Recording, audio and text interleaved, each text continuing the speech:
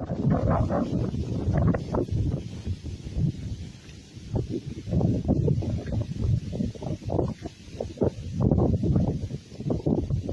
தாய் தமிழ் உறவுகள் அனைவருக்கும் இனிய நல்வணக்கம்.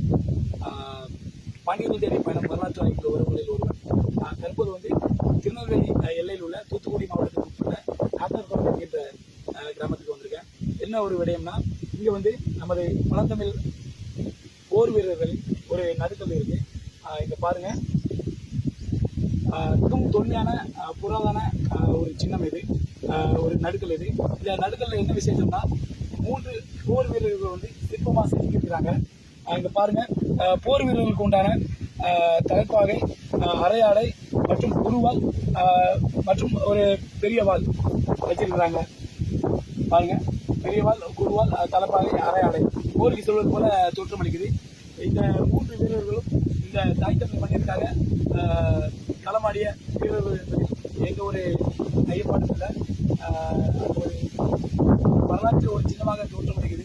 நாம் தமிழராக பெற்றுக்கொள்வோம். அதுவும் இந்த தூத்துக்குடி நாட்டார்குளம் கிராமம் ஒரு வரலாற்று சிறப்புமிக்க ஒரு கிராமமா இருக்கு. இந்த நடுக்கல் வந்து பராமரிக்கணும். அதை வந்து தொழில் துறைக்கு இதன் மூலமாக நான் ஒரு கோரிக்கை வைக்கிறேன். தயவுசெய்து இது போல புராதன நமக்கு பழந்தமிழ் போர் வீரர்களின் ஏராளம் இருக்கு.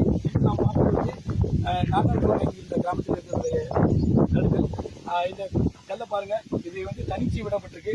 அப்படி சுற்றி வருது, அப்படி சுற்றி வருது. எந்த ஒரு